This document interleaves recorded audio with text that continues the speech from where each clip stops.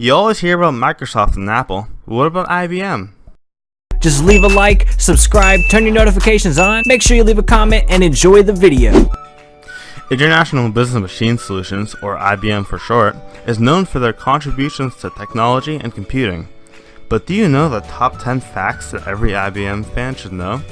Buckle up and grab your nearest IBM 5100 portable computer and let's jump right in. Number 15. The electric typewriter. Don't you hate it when you're writing a DBQ and you forget to save your work? Well, imagine not having the option to save at all. That was the fate of 20th century AP students before IBM came along. In 1935, IBM released the first electric typewriter, the Electric Model 01, which came with some innovative features. It had the ability to save your work and allowed its users to edit their files and fix their own errors.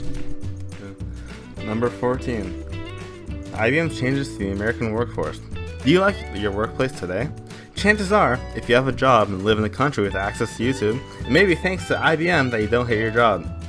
Did you know IBM was one of the first companies to use the 40-hour workweek and hire disabled workers? Number 7. Maybe you've heard of this technological legal mumbo-jumbo called the Social Security Act, but you probably don't know much about it. That's fine, neither do we. IBM actually helped the United States government store data on all American employees and assign social security numbers. That's pretty neat. Number 3. Did you know IBM was originally called Computer Tabulating Recording Company? CTR's evolution into IBM marks a golden age for this newly branded company. IBM, as the name suggests, broadly refers to all machines. This name best represented IBM's new direction under the new leadership of Thomas J. Watson.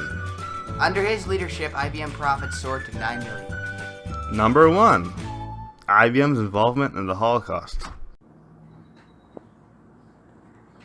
What a lot of people don't know is that IBM helped perpetuate the Holocaust. That's not to say the Holocaust wouldn't have happened without IBM, but IBM certainly helped accelerate the process. Now we welcome Professor Dr. Ph.D. Sean Barry. There you go. In the late 1800s, IBM started producing the Hollerith punch cards, which were used to store data about individuals through a coded system of punched holes. These were used to record people's marital status, religion, age, background, occupation, criminal backgrounds, and several other aspects of a person's life. The IBM punch card was used in 1890 United States Census to collect such information. The cards worked like a Scantron-type grid. Punched out sections would indicate a person's Identifiable. features. For example, if a specific spot of a person's card indicates marital status, then a hole there would indicate them being married, while the absence of a hole would indicate their bachelor status. It was thanks to these punch cards that Nazi Germany could so effectively persecute the Jews during the Holocaust. The punch cards were used to track down Jews easily, as they gave Nazi Germany an effective way to find who Jews were and where they lived. The punch cards also allowed Hitler to fully identify the Jewish people. To the Nazis, Jews were not only those who actively practiced Judaism, but also those of Jewish descent, regardless of assimilation, intermarriage, or conversion. Since the punch cards recorded information on family heritage, the Nazis could identify Jewish blood as far as 3 or 4 generations back, allowing them to more effectively find Jews.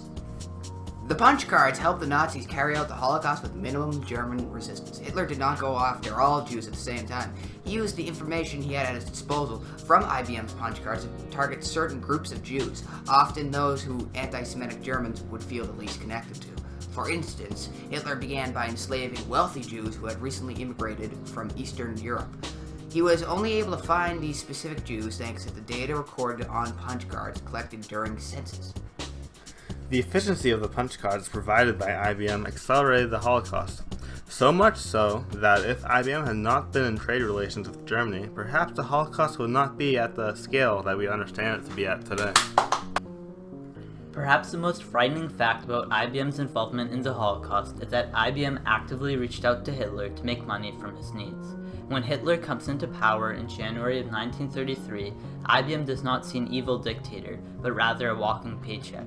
Hitler has the potential to become one of their largest global customers, second only to the United States government. See no evil, hear no evil, speak no evil was their policy.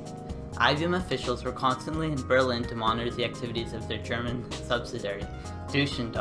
and to ensure that the parent company in New York would not be cut out of any of the profits that Nazism presented. When American legislation made such contact illegal, IBM moved their dealings to their Swiss office, providing the New York office with continuous information about German development. Obviously, the most ambitious one in this dynamic duo was IBM, for they saw business with Germany more than Germany did with them.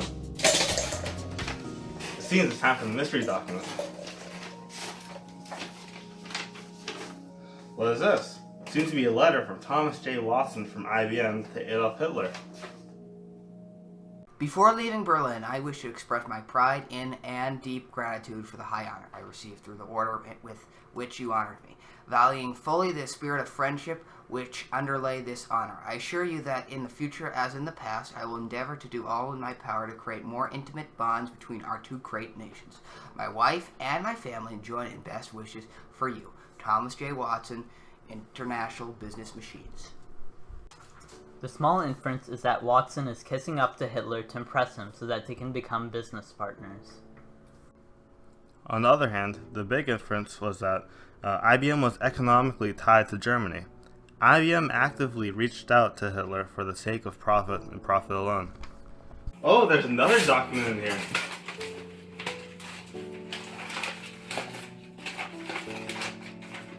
Look at that. This one's to Thomas J. Watson from Ilse Meyer.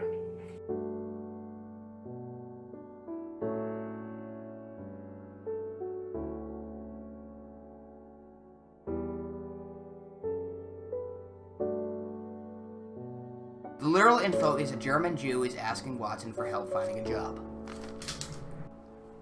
The small inference is that it shows how there's a complexity to the situation.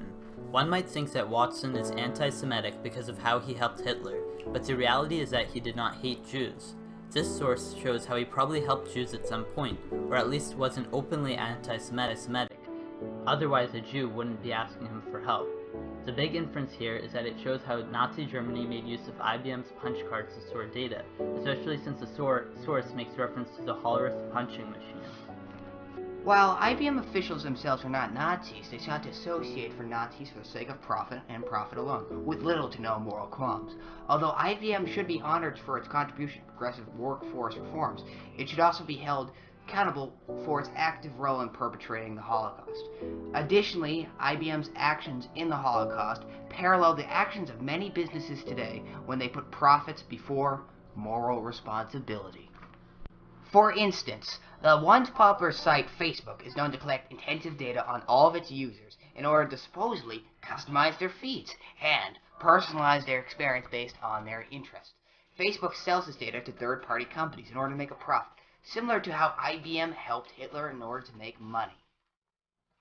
Another company guilty for using similar tactics is Google. Most websites earn revenue through the placement of advertisements throughout their website. The most popular advertisement provider is Google themselves. Google provides users with advertisements based on their own personal interests, age, and other private information. Although Google's tactics to make advertisements more appealing to users may seem better to said users since they would be seeing ads they were interested in, it is in reality just a way to sell more products to consumers. The way that Google and other similar technology and information-based companies abuse their access to this private information as a way to optimize their means of making profits is similar to the way IBM bypassed American legislation in order to make money off of Nazi Germany's needs.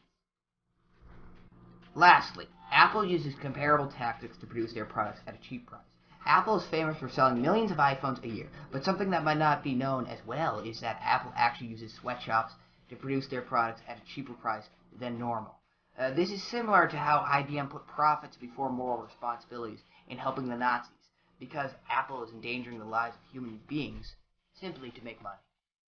In conclusion, in order to prevent gross exploitation of common civil liberties, regulation must be put upon data census recording companies and other industries to help maintain common egalitarian values in society.